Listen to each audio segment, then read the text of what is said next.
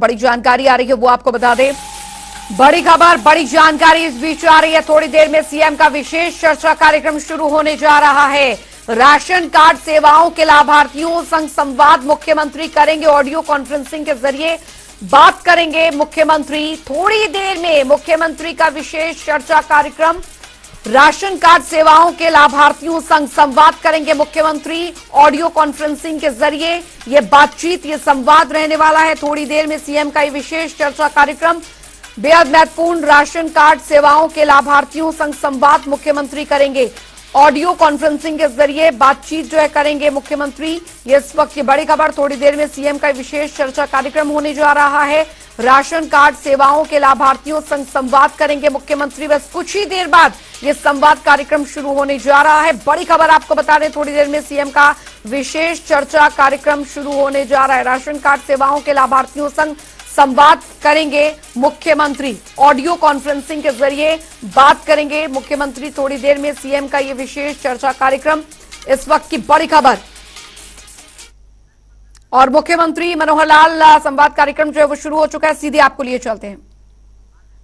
क्यों से किसी न किसी एक वर्ग से बात करता हूं, लेकिन आज सीधे लाभार्थियों से बात तो मैं नहीं करता हूं, नहीं कर पा रहा हूं, बल्कि समाज के ऐसे लोगों को जो लाभार्थी हैं उनको सरकारी योजना, उसका लाभ पहुंचाने वाले जो एक माध्यम के रूप में काम करते हैं, ऐसे बंधुओं से बात करता हूं।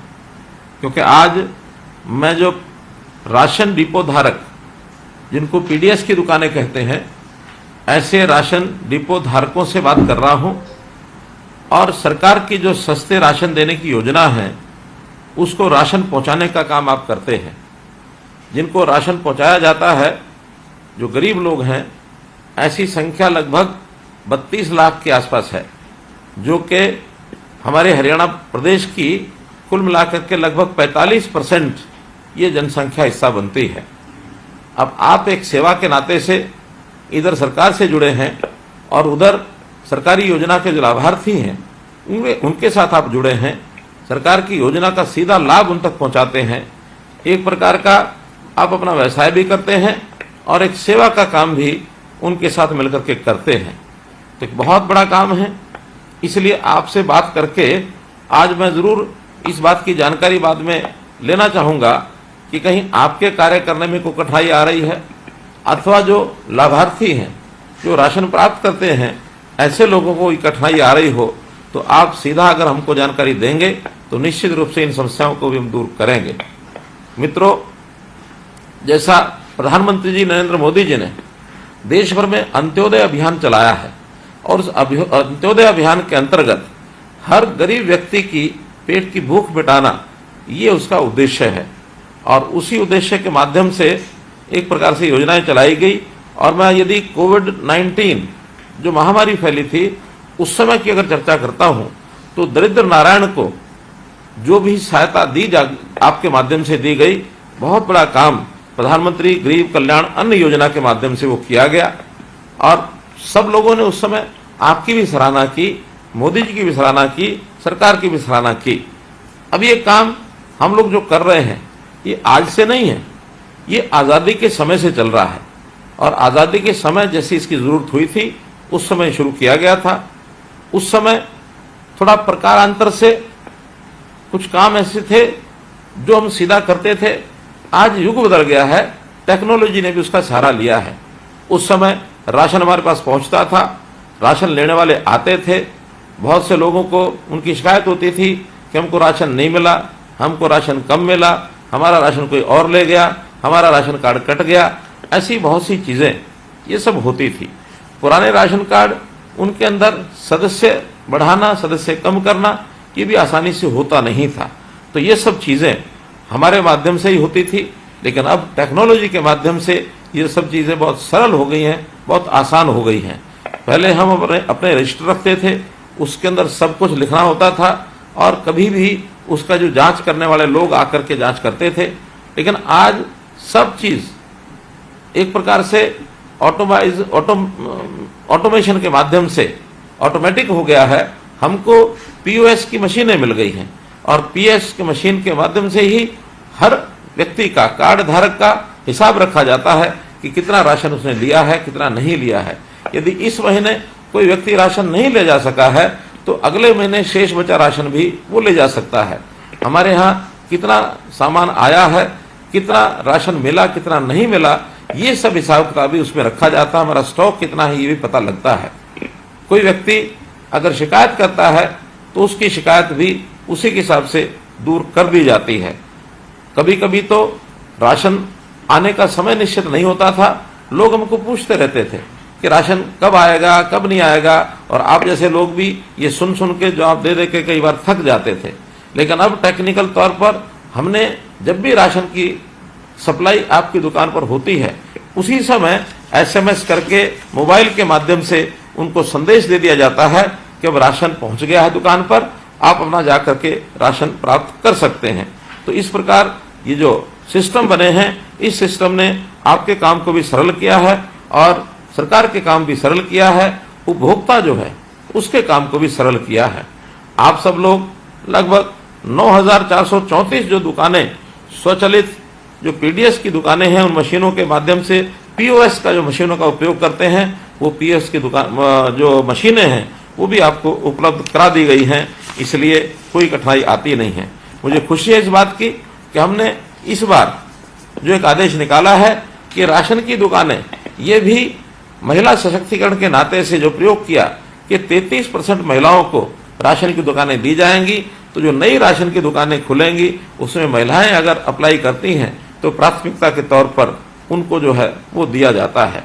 तो इस प्रकार से आगे बढ़ते हुए हम लोगों ने ये भी व्यवस्था की है कि जो डीलरों की जितनी भी समस्याएं हैं उन समस्याओं को भी हम सरकारी तौर पर आपके हितधारक जो है PDS हितधारक, उसकी भी समस्याओं का हल करें, ऐसा हमने काम किया है।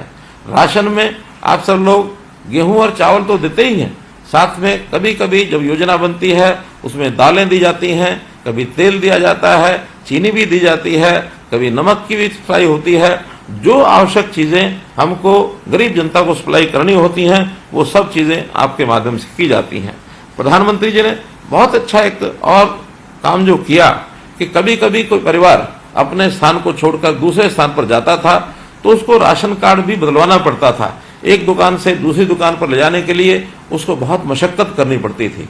लेकिन पूरे देश भर में प्रधानमंत्री जी की योजना अनुसार एक राष्ट्र एक राशन कार्ड, इस योजना को चलाया ताकि कोई व्यक्ति राशन कार्ड कहीं भी किसी भी दुकान पर ले जाकर के राशन लेना चाहता है तो वो ले जाकर अपना राशन ले सकता है, किसी को भी कठिनाई नहीं आती है। और मैं विश्वास करता हूं कि आपने भी किसी भी व्यक्ति को, चाहे कहीं और प्रदेश का या किसी और स्थान का आपके पास आया होगा, निश्चित रूप से आपने उनको राशन दिया होगा। इसमें कोई कमी ना आने दें। हर किसी को खाने का अधिकार उसको मिला हुआ है, तो उसको राशन का प्राप्त करने का भी अधिकार है। हमारे पास उसका नाम दर्ज है अथवा नहीं है, लेकिन कोई व्यक्ति राशन कार्ड लेके आया है तो उस राशन कार्ड के हिसाब से उसको जो सामान उसका देना है, ये जरूर हम ध्यान रखेंगे। एक बात कभी ऐसी भी ध्यान में आती है कि आपके जो राशन यानी लेने वाले लोग हैं, जो भी हितधारक हैं, आपको सब पता होता है कौन व्यक्ति कैसा है। हमारी योजना गरीब व्यक्ति के लिए है, क्योंकि सरकार के ऊपर साधनों का, सरकार के पास जो संसाधन है उसके ऊपर अधिकार अगर है तो गरीब व्यक्ति का है। यदि आपको लगता है कि कोई गरीब व्यक्ति छूट गया है, हमारे दायरे से बाहर रह गया है, तो उसके नाम को निश्चित रूप से आप हमारे तक पहुंचाएं ताकि तुरंत उसका जो है राशन कार्ड बनाया जा सके। हाँ, एक दूसरा भी विषय कभी कभी होता है कि व्यक्ति गरीब तो नहीं है, लेकिन किन्हीं कारणों से उसने अपना राशन कार्ड बनवा लिया।